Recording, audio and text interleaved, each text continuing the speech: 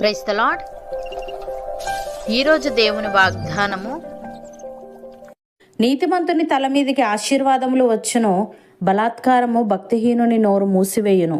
సామెతల గ్రంథము 10వ అధ్యాయము 6వ వచనము. సహోదరి సహోదరులారా, ఈ వాక్యం ఒక వ్యక్తి యొక్క ప్రవర్తన మరియు అతను పొందుకునే ప్రతిఫలం మధ్య ఉన్న వ్యత్యాసాన్ని స్పష్టంగా వివరిస్తుంది. మనం నడిచే మార్గం మన భవిష్యత్తును ఎలా నిర్ణయిస్తుందో ఈ వచనం ద్వారా ధ్యానిద్దాం. ఈ వాక్యాన్ని లోతుగా అర్థం చేసుకోవడానికి దీన్ని 2 ప్రధాన భాగాలుగా చూడవచ్చు.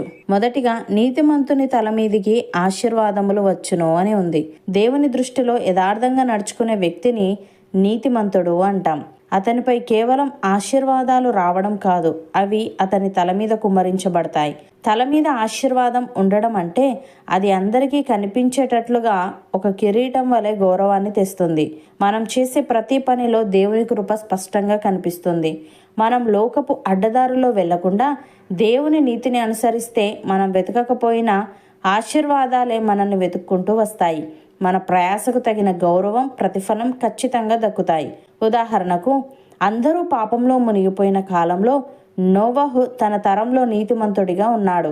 దేవుని దృష్టిలో యథార్థంగా నడుచుకున్నాడు.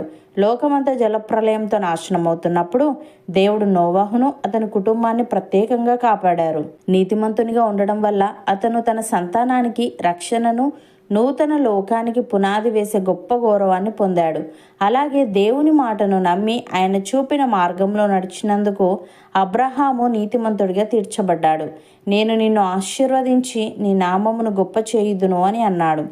చెప్పినట్లే అబ్రహాము ఎక్కడికి వెళ్ళినా దేవుని తోడ్పాటు అతనికి ఉండేది. అతని ఐశ్వర్యం, సంతానం, పేరు ప్రఖ్యాతులు నేటికి విశ్వాసులందరికీ ఆదర్శంగా ఉన్నాయి.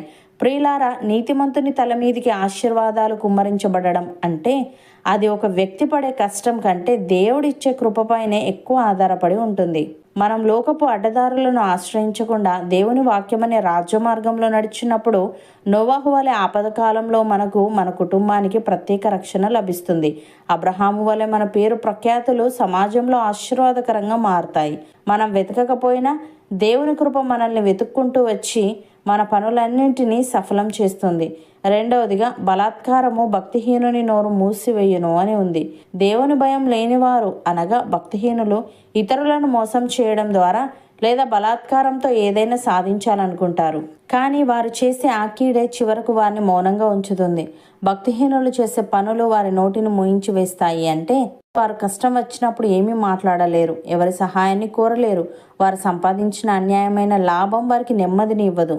అక్రమ మార్గాల్లో వెళ్లే వారికి తాత్కాలికంగా విజయం లభించినట్లు అనిపించినా చివరికి అవమానమే మిగులుతుంది. ఉదాహరణకు, ఎస్తేరు గ్రంథంలో హామాను అత్యంత గర్విష్టి మరియు భక్తిహీనుడు. అతను తన అధికారాన్ని ఉపయోగించి మొర్దెకైని యూదులందరినీ బలాత్కారంతో చంపాలని కుట్ర పన్నాడు. కానీ అతడు మొర్దెకై కోసం సిద్ధం చేసిన ఉరికొయ్యపై తనే ఉరి తీయబడ్డాడు. రాజు ఎదుట అతని కుట్ర బయటపడినప్పుడు అతను ఏమీ మాట్లాడలేకపోయాడు. భయం అతని నోటిని మూయించి వేసింది. చివరికి అతడు చేసిన కీడే అతనిని నిశ్శబ్దంగా నాశనానికి నడిపించింది. అలాగే రాజైన అహాబుకు నాబోతు ద్రాక్ష తోట కావాలని కోరిక కలిగింది. నాబోతు నిరాకరించడంతో రాణి యెజబెలు అబద్ధపు సాక్ష్యాలతో బలాత్కారంతో నాబోతును చంపించి ఆ తోటను స్వాధీనం చేసుకుంది. దేవుడు ఏలియా ద్వారా తీర్పును ప్రకటించినప్పుడు వారి అధికారం వారిని రక్షించలేకపోయింది. అన్యాయంగా సంపాదించిన ఆ తోట వారికి నెమ్మదిని ఇవ్వలేదు సరికదా. వారు చేసిన ఘోరమైన పనుల వల్ల వారు అవమానకరమైన రీతిలో మరణించారు. వారి పాపం వారి నోరు మూయించింది.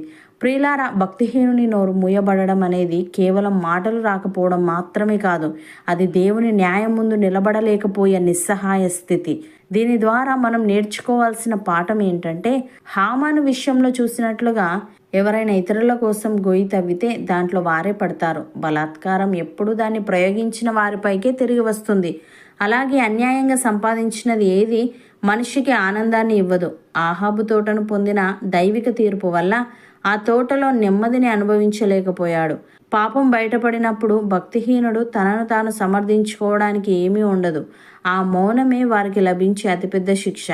సహోదరి సహోదరులారా, ఈరోజు మీరు మీ యథార్థత విషయంలో ఇతరుల నుండి ఒత్తిడిని ఎదుర్కొంటున్నారా? నిజాయితీగా ఉంటే ఫలితం ఉంటుందా అని ఆలోచిస్తున్నారా? అయితే ధైర్యం తెచ్చుకోండి. దేవుని వాగ్దాన ప్రకారం మీ నీతి మిమ్మల్ని ఆశీర్వాదాలకు వారసులుగా చేస్తుంది.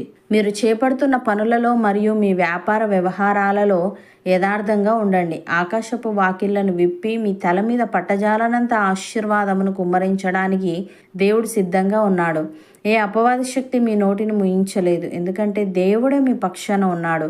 యెహోవా తన కృపతో మీ తలను పైకెత్తునుగాక. మీ అడుగులు నీతి మార్గంలో స్థిరపరచబడునుగాక. మీ కుటుంబం దేవుని ఆశీర్వాదాలతో నిరంతరం వర్ధిల్లునుగాక. అవును అన్నవారు నాతో పాటు ప్రార్థనలో ఏకీభవించండి. పరిశుద్ధుడా, ప్రేమగల తండ్రి, నీతిమంతుని తల మీదికి ఆశీర్వాదములు వచ్చునని, బలాత్కారము భక్తిహీనుని నోరు మూసివేయనని, మేము లోకపు అడ్డదారుల్లో వెళ్లకుండా నీ నీతిని అనుసరిస్తే మేము వెతకకపోయినా ఆశీర్వాదాలే మమ్మల్ని వెతుక్కుంటూ వస్తాయని, మా ప్రయాసకు తగిన గౌరవం ప్రతిఫలం ఖచ్చితంగా దక్కుతాయని నీవు సెలవిచ్చావు. తండ్రి, నీకు స్తుతులు. దేవా, నోవహు మరియు అబ్రహాముల వలె లోకపు అడ్డదారులను ఆశ్రయించకుండా నీ నీతి మార్గంలోని యథార్థంగా నడుచుకుంటూ లోకపు ఒత్తిడి మధ్యలో కూడా నిజాయితీని విడిచిపెట్టకుండా నీ కృపపైనే ఆధారపడే వారంగా ఉండుటకు సహాయము దయచేయమని, హామాను మరియు ఆహాబుల వలె అక్రమ మార్గాలను ఎంచుకోకుండా నీ యందు భయభక్తులతో జీవిస్తూ మేము చేపట్టే పనుల్లో, వ్యాపార వ్యవహారాల్లో మా నీతిని కాపాడుకుంటూ తలగా ఉంచే నీ ఆశీర్వాదాన్ని పొందుకునే వారంగా ఉండుటకు కృప చూపమని, ఈ వాగ్దానాన్ని విశ్వసిస్తున్న ప్రతి ఒక్కరిని నీవు ఆశీర్వదించి వారి యథార్థతను గుర్తించి వారిని నీ మహిమకు సాక్షులుగా నిలవబెట్టమని యేసుక్రీస్తు నామమున ప్రార్థిస్తున్నాము తండ్రి. ఆమెన్.